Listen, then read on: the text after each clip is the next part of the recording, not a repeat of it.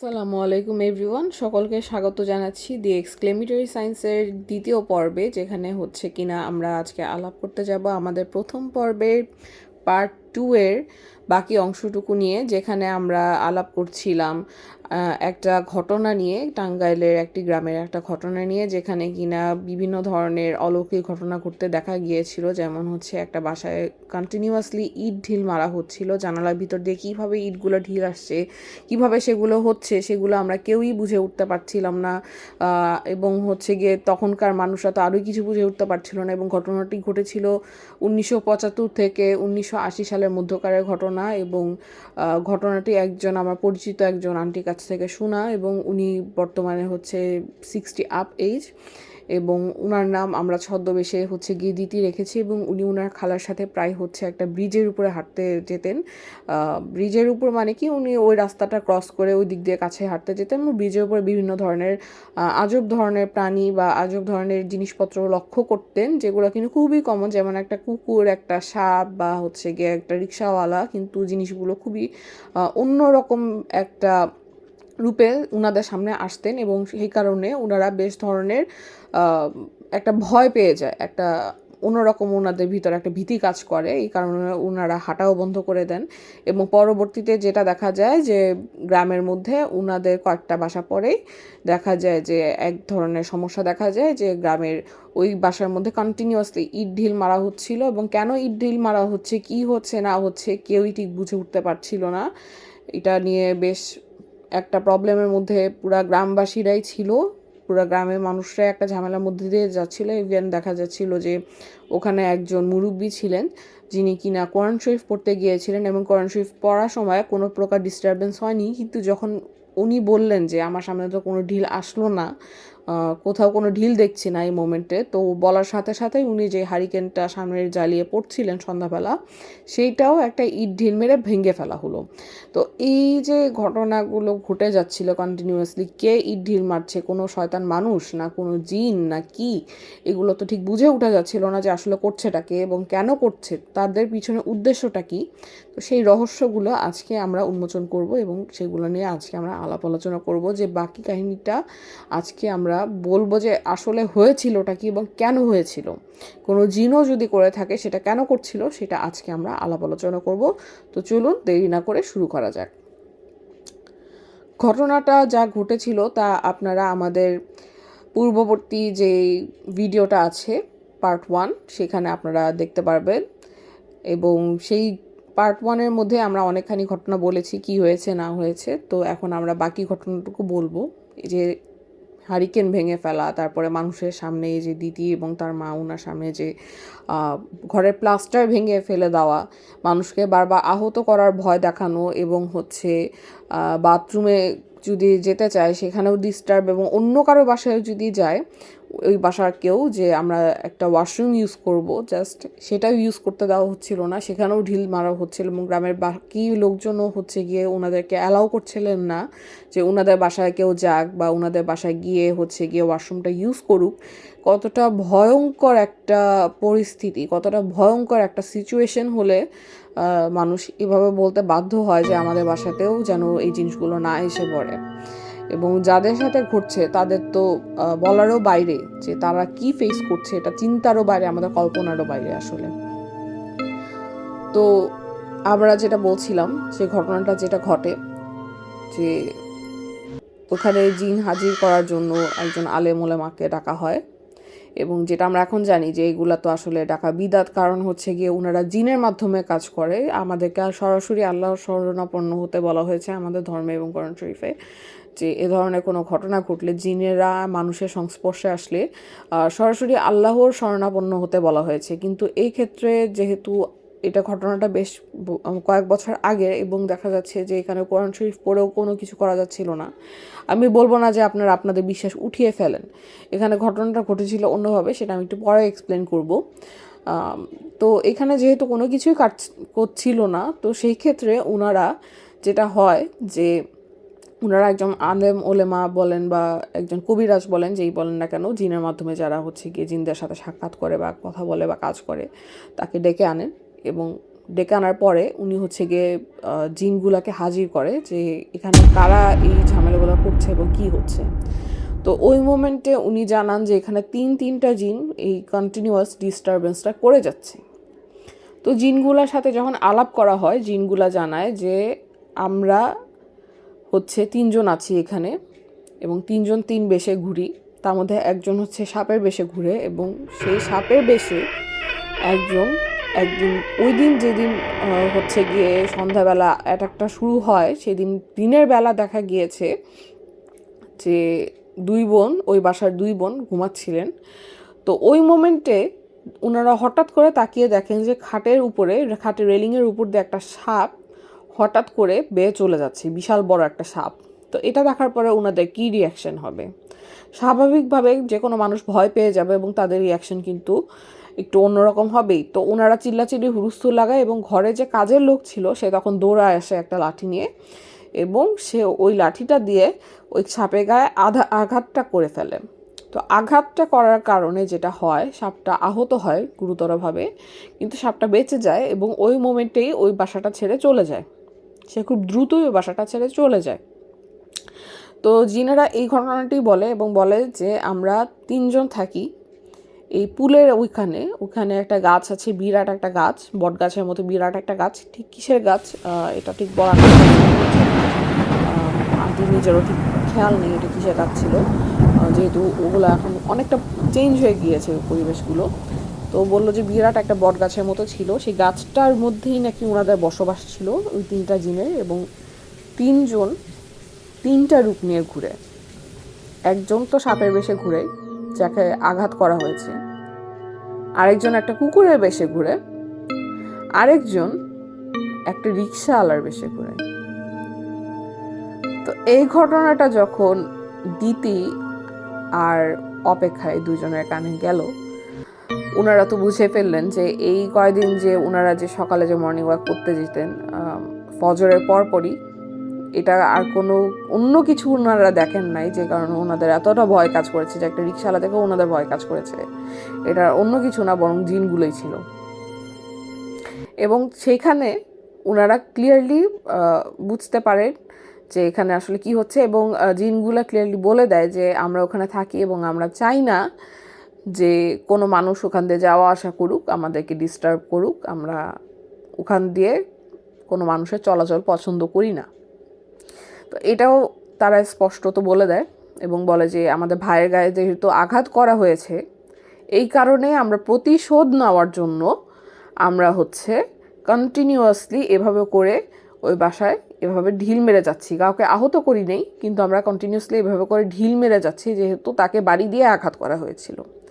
এবং আমরা এই কারণেই মানুষকে ভয় দেখাচ্ছিলাম, বাড়ি দিয়ে একটা ভয় দেখানোর চেষ্টা করা হচ্ছিল যেন তারা সাবধান হয়ে যায় এবং তাদের মধ্যে একটা প্রতিশোধের একটা ইয়াটা তারা বুঝতে পারে।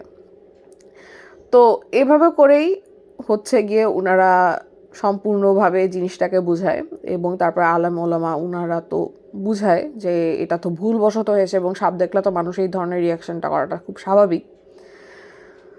তো তারপরে সেই আলেম ওনাদেরকে রিকোয়েস্ট করে যে আপনারা এই এলাকা ছেড়ে চলে যান, কারণ এটা তো মানুষের গ্রাম, এই গ্রামটাতে তো মানুষের বসবাস আছে, আপনাদের জন্য তো আরও আলাদা অনেক জায়গা আছে, অনেক প্রত্যন্তর অঞ্চল আছে, আল্লাহ তাআলা তো আপনাদের জন্য জায়গা ঠিক করে রেখেছে, সেগুলোতে আপনারা চলে যান, আপনারা মানুষের গ্রামের মাঝখানে থেকেন না। তো তারপরে কি হয় ঠিক জানা নেই, চুক্তিবদ্ধ করার চেষ্টা করা হয়। তো যতটুকু জানি যে চুক্তিবদ্ধ হয়ও তারা মনে হয় গ্রামটা ছেড়ে চলে যাওয়ার কথাও ছিল, কিন্তু এখনও আছে কি নাই সেটা ঠিক গ্রামবাসীরা এখনও জানে না।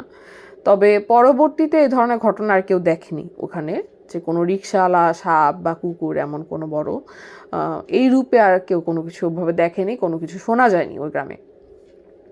সম্ভবত তারা ওই জায়গাটা ছেড়ে চলে যায় এবং কোনো প্রত্যন্তর অঞ্চলে চলে যায়, কিন্তু আছে কি না সেটা এখনও কেউ সেভাবে বলতে পারে না।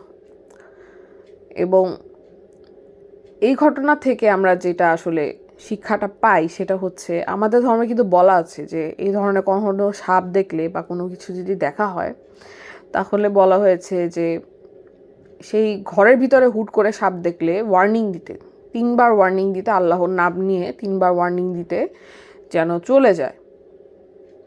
ওই মোমেন্টে যদি সাপটা চলে যায় তাহলে তাকে আঘাত করার দরকার নেই, তাকে কিছু করার দরকার নেই, তার মানে ওটা একটা জিন ছিল যে কিনা সাপের বেশে এসেছিল। আর যদি সেই সাপটা যদি না চলে যায় তাহলে বুঝতে হবে যে সেটা আসলে একটা সাপই, এবং সেটা যদি সাপের ফনা তোলে বা হচ্ছে গিয়ে কোনো প্রকার আঘাত করার চেষ্টা করে তাহলে বুঝতে হবে যে সেটা একটা সাপই। তখন আঘাতপ্রাপ্ত করা বা করা এটা একটা মানুষের বৈশিষ্ট্যগতই একটা ব্যাপার। তো মানুষ এই সিস্টেম থেকে, মানুষের নিজস্ব একটা সার্ভাইভাল সেন্স থেকে মানুষ এই ধরনের কাজগুলো করে থাকবে। সেক্ষেত্রে এটা অ্যালাউড আছে নিজের মানে সেফটি চিন্তা করে, অথবা সেটাকে ধরে নিতে হবে কোনো শয়তান জিন যে কিনা কোনো কথা শুনছে না, সে ক্ষতি করার উদ্দেশ্যে এসেছে। এবং সাপটা বিষধর সাপ কিনা সেটাও আমাদের বুঝতে হবে।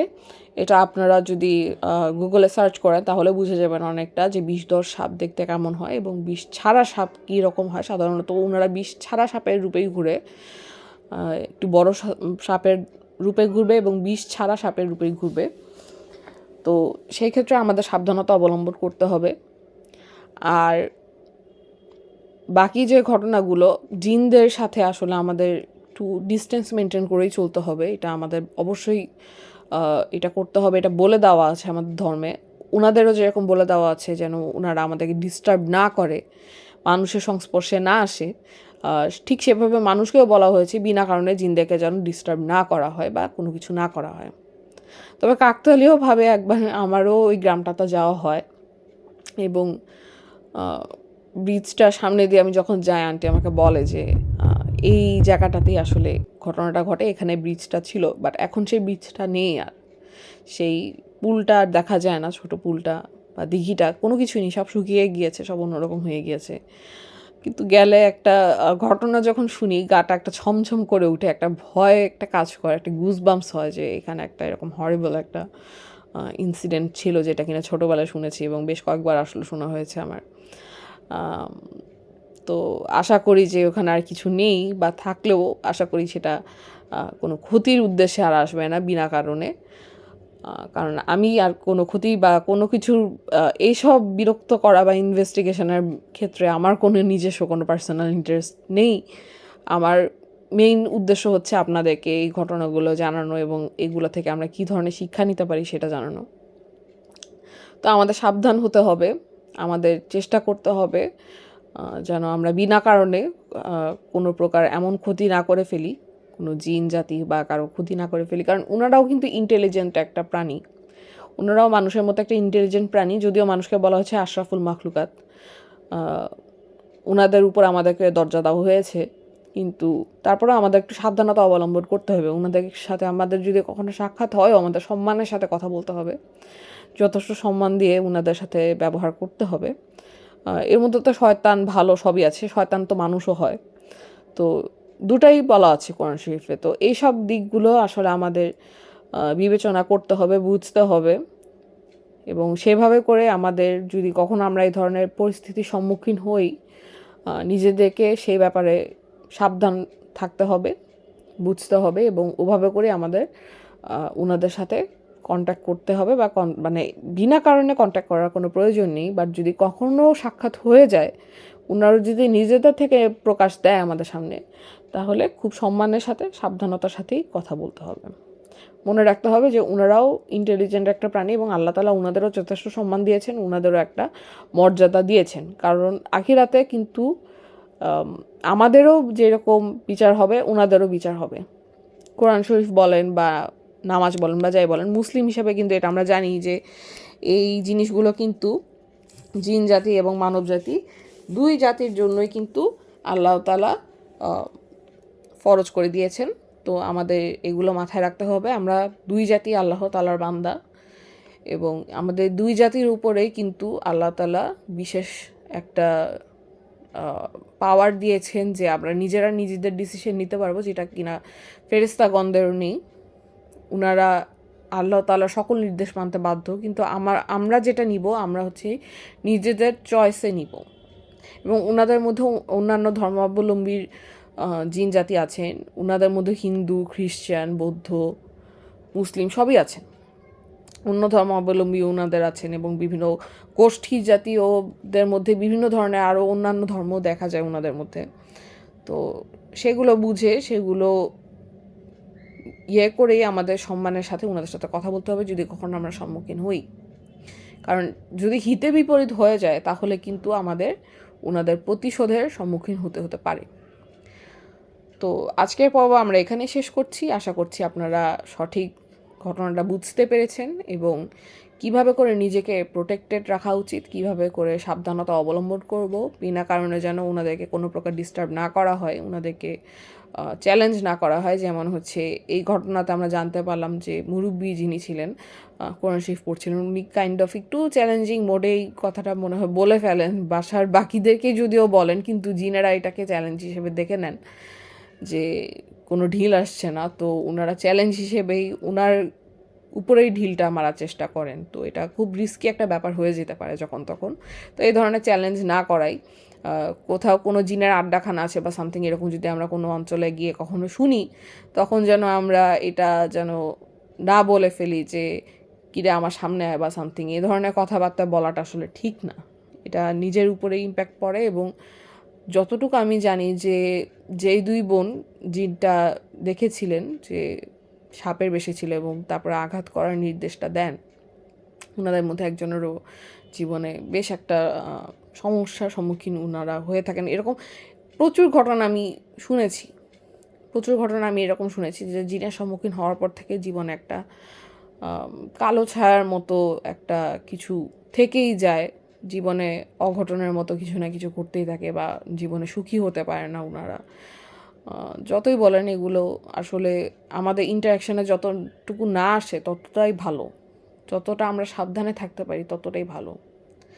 তো আজকের পর্ব আমরা এখানেই শেষ করছি। আমাদের স্টোরিটা আপনাদের ভালো লাগলে অবশ্যই লাইক করবেন, আমাদের চ্যানেলটি সাবস্ক্রাইব করে ফেলবেন নেক্সট স্টোরির জন্য, এবং আমাদের স্টোরিটা যদি ভালো লাগে থাকে অবশ্যই শেয়ারও করে ফেলবেন, কমেন্ট করবেন।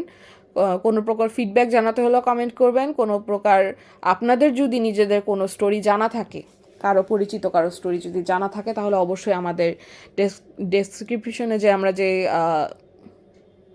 লিঙ্কটা দিয়ে রেখেছি, যেই ইমেল অ্যাড্রেসটা দিয়ে রেখেছি, সেখানে আপনারা অবশ্যই আপনাদের ঘটনাগুলো পাঠিয়ে দিবেন, লিখিতভাবে হোক বা হচ্ছে গিয়ে সেটা আপনারা যদি রেকর্ডিং করতে পারেন, অবশ্যই স্পষ্ট তো রেকর্ড করতে হবে। যদি সেটা পসিবল না হয় তাহলে আপনাদেরকে আবার লিখে পাঠানোর জন্য রিকোয়েস্ট করা হবে। এবং অন্য কারোর ঘটনা যদি হয় সেটা অবশ্যই ওনাদের পারমিশনটা নিয়ে করবেন, কারণ এই ধরনের ঘটনা আসলে পারমিশন ছাড়া করা উচিত না। যদি পরিচিত কারো থাকে তাহলে ওনার পারমিশনটা নিয়ে তারপরে লিখবেন, এবং সেটাকে অ্যানোনিমাস রাখবো নাকি আপনাদের নাম এবং জায়গা প্রকাশ করব সেটা আমাদেরকে জানিয়ে দিবেন। তো এখানে আমাদের পর্ব শেষ করছি। সকালে ভালো থাকবেন, সুস্থ থাকবেন, আল্লাহ হাফেজ, এবং stay tuned with the exclamatory science.